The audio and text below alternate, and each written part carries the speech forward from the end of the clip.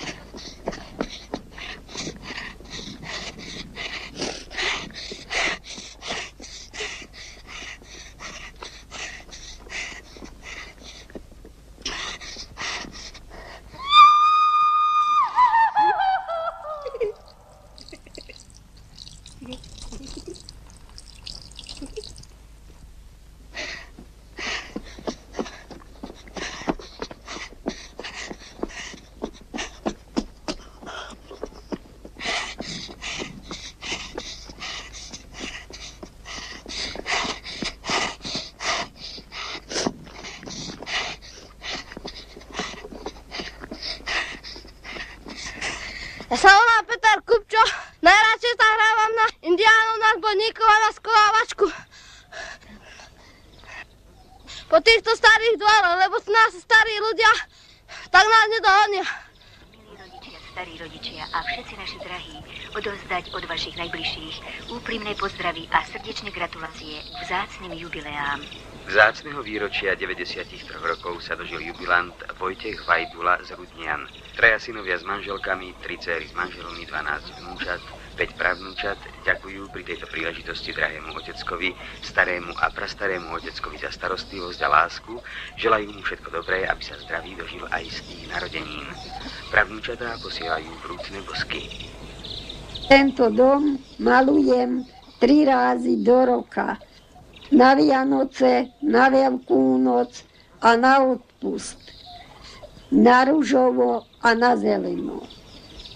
Ja sa volám Palo, o 5 minút mladší od brata. Keď prídem zo školy, pomáham starvocovi pri krave a pri bíkovi. A cez leto na poli a na lúkach pri sene. A cez nedeľu chodím ministrovať, bo sme už iba 3 chlapci ostali.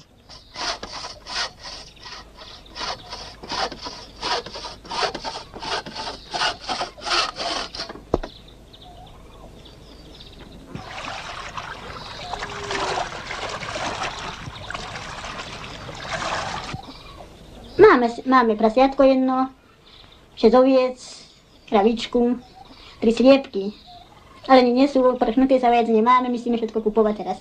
My ako kolonisti. Mali sme koňa, kým už žil, teraz umrel, takže sa starám oň. Češem mu dávam, aj druhým pomáham, drevo si dovezú. A o niečo sa vždy musím postarať, tak ako aj druhí ľudia. A ako starí ľudia sa už sami starajú a bývajú sami.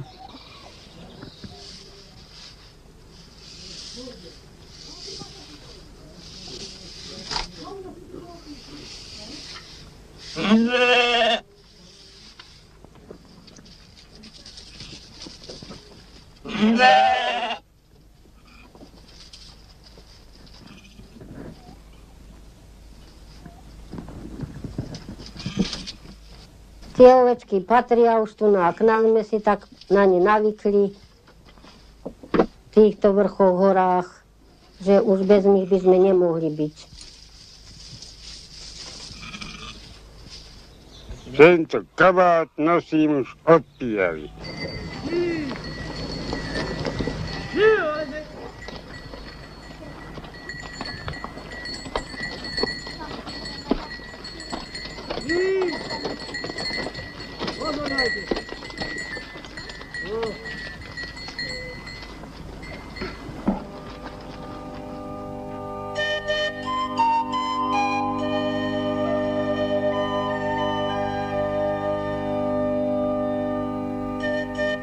Táto zem rodila oveľa ťažšie ako ja, čo som mala 8 detí.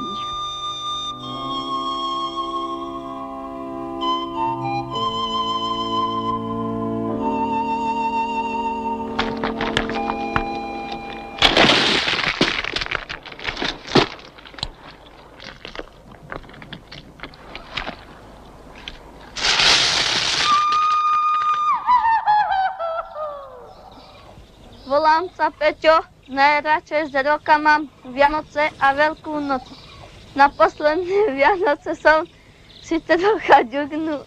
Vypil som starej pomeru a potom som neprišiel na ministrovanie.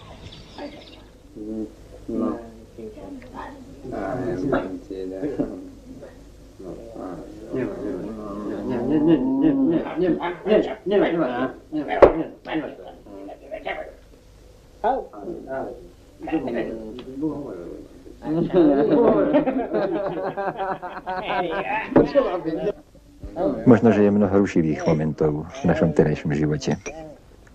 Áno, sú, tak ako aj inde, aj tu bolia. Nož ale čo robiť, keď teraz napríklad už od malička dávame deťom do rúk fľašky miesto materinského prsníka. A tak si na fľašku zvyknú.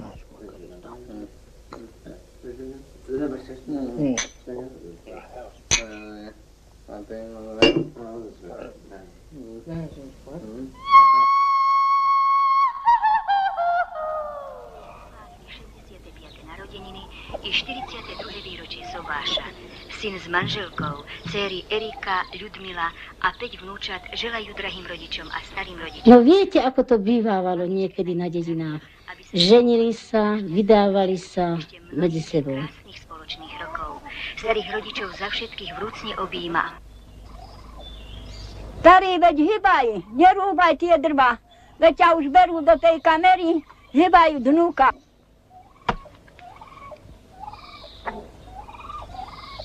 No hýbajte do nás, poďte nás pozrieť. Hýbajte vnúka. Vitajte u nás a vidíte, čo máme. Máme reku, tuto len hrnce. No a hýbajte, nech sa vám páči, do izby pozrieť, ako to máme. Tam nemáme tiež len kasničku a postielky 2 a stôl a obrazy. No aj háby mám len povešanie, nemám ani kasne, ani dákej kasničky, nemám nič, len povešanie po klinčekoch. A syna mám v Ružomberku. Vidíte si, a on má nemáme nič inšie, len troška toho vína. Všetci vypijeme troška toho vína. Všetko nám uľaví a nám dobre bude. A ešte nám Pán Boh bude pomáhať ešte aj ďalej. Do života.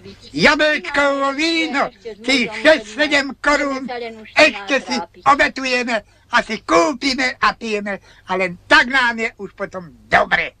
Prosím vás, vezmite si tohto nášho chleba.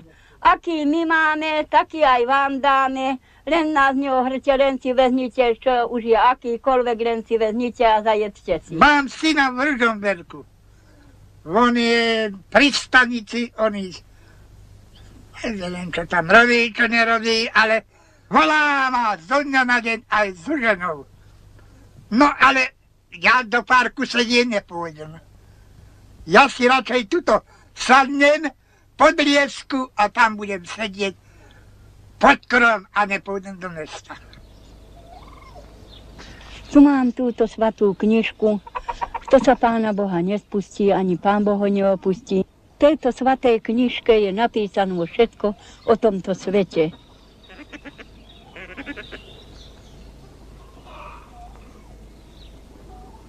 Tento kabát nosím už od pijavy. Volám sa Milka, spolu nás je 8, spávame v jednej izbe. Detko, babka, otecko, mamička a bratia.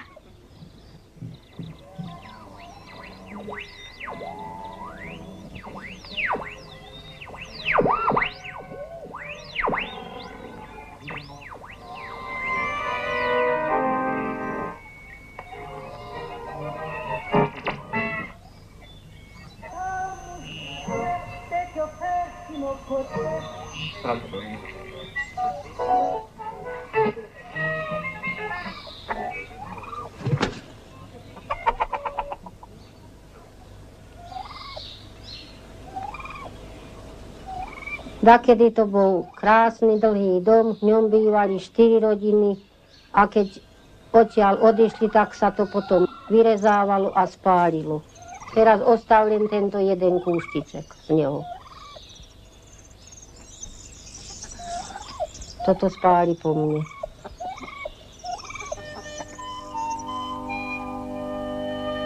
No ako je prípoviedka. Všade dobre a doma najlepšie.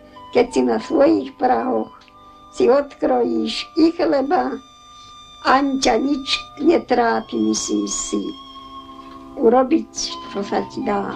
A keď ti takto povie, že iba aj von, myslíš aj tak, keď si v cudzom.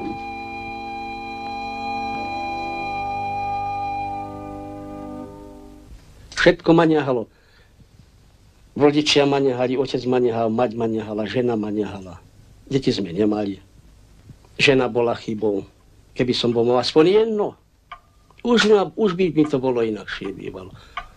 Už ma bolo, lebo tu by bolo, opatrilo by ma, alebo by ma, kde by ono bolo a zalo by ma bolo. Keby sa bola aj zamiešala.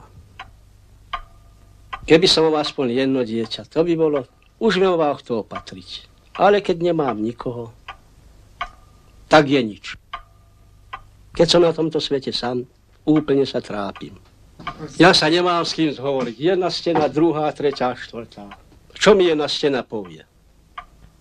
Zhováraj sa s kým chceš.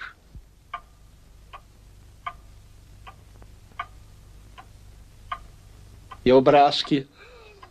Tie mi nepovedia nič. Steny mi nepovedia nič. A čo? S kým sa budem prehovárať? Na tejto postielke tu spávam, ale tam zniem. Musím sa brať prvé do starobienca, kým som na nohách.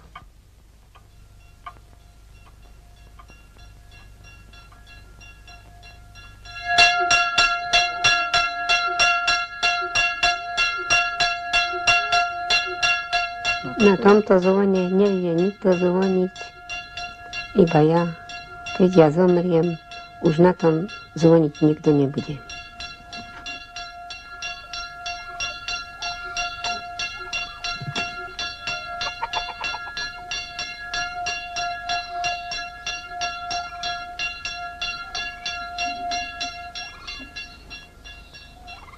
Tento kabát nosím už od pijavy a zvykol som si naň ako za život. Ja som Martuška, som prváčka. Chodíme každé ráno všetci 5 touto cestičkou do školy.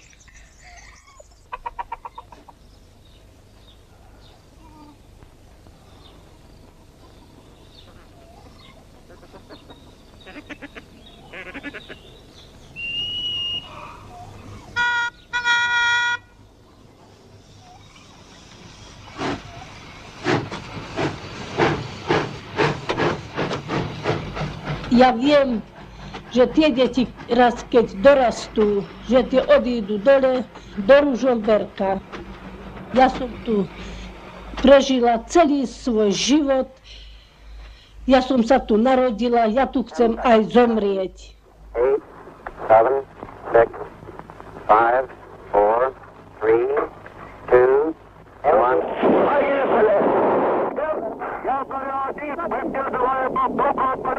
Ja Докладываю, вижу землю, видимость отличная, хорошая видимость. Самочувствие хорошее.